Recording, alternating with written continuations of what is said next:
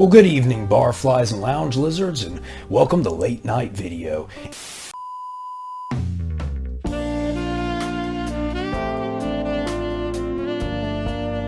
And on tonight's episode, I will be talking about just one of the most amazing things I've seen in a long time, and something I've been kind of late to the party to just simply because of the lack of dubs or subs or any kind of releases here in the States, and that is Santo and Blue Demon versus the Monsters. That's the translated title. The actual title, I will not even attempt to say. And this film came out in either 1969 or 1970. I read conflicting reports, so I'm not exactly sure which was which, but let me tell you, this movie is excellent. If you like monster movies, you will like this movie. I'm jumping ahead of myself. It basically feels like an episode of the old animated Super Friends cartoon or Spider-Man and His Amazing Friends, but mixed with a B-movie version of the Universal Monsters, but played completely seriously. And that is it, and I can almost guarantee, if you like monsters, especially big movies with lots of monsters, you will like this one. And if you don't, you probably shouldn't be watching this channel.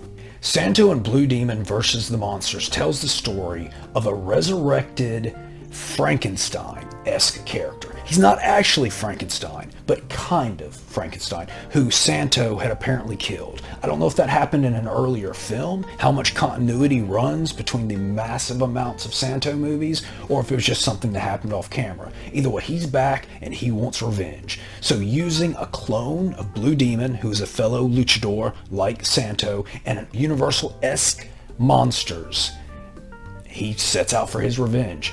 And you basically have I think it's like an hour and a half of these monsters jumping poor Santo everywhere he goes, and him just fighting them back. They jump him to wrestling ring, they jump him outside of wrestling.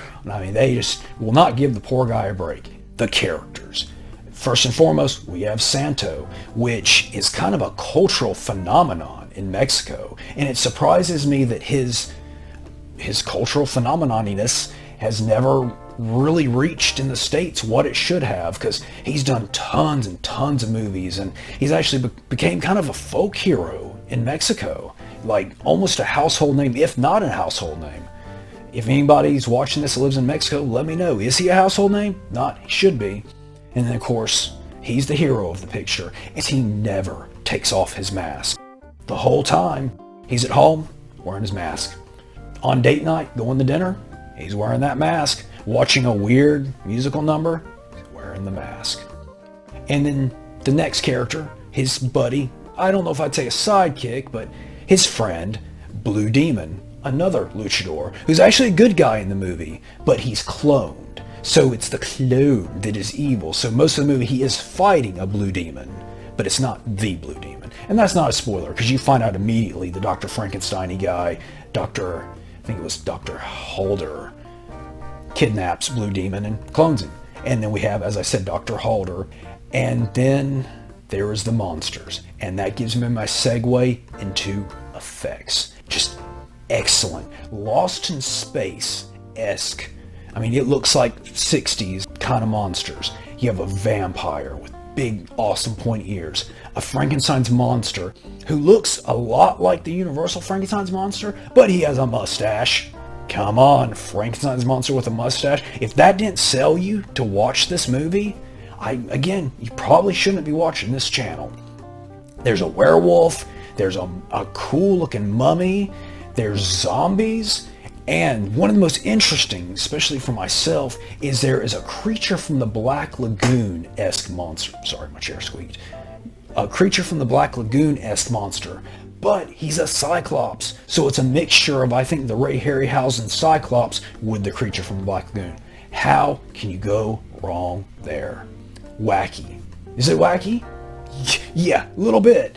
Like, there's a random dance number for, like, no reason at all. Santo's just at dinner, and this dance number breaks out. He's not in it, he's just watching it. And, of course, as I said, Frankenstein with a mustache, the luchadors never taking off their mask, the constant fights, like, one of the best ones, a big brawl breaks out in the wrestling ring, because Santo is actually wrestling the vampire who's in disguise. And excellent. Availability. This is the kicker. I've only found this one in two places readily available. Right here on YouTube, actually, is where I watched it. There's a nice subtitled version. You can just look up Santo and Blue Demon versus the Monsters, and you should come right up, and you can watch it right here on YouTube. Now, for physical collectors, which I'm sure most of you are, I am myself, the only place I've seen it for sale with English subtitles is on monstersinmotion.com, which I was very tempted to get it, but again, it's another of those sites where their shipping is really high for just a single DVD. They don't seem to offer any kind of bulk sort of thing. Other than that, I've only seen non-subtitled copies, and they go for a fortune. So yeah, right here on YouTube are Monsters in Motion. Highly recommended it. Rating, I'm gonna give it 4.5 horrors from the deep out of 5. And that's all the time we have for this week. Please like, subscribe, comment, and most importantly, keep it wacky. Wow.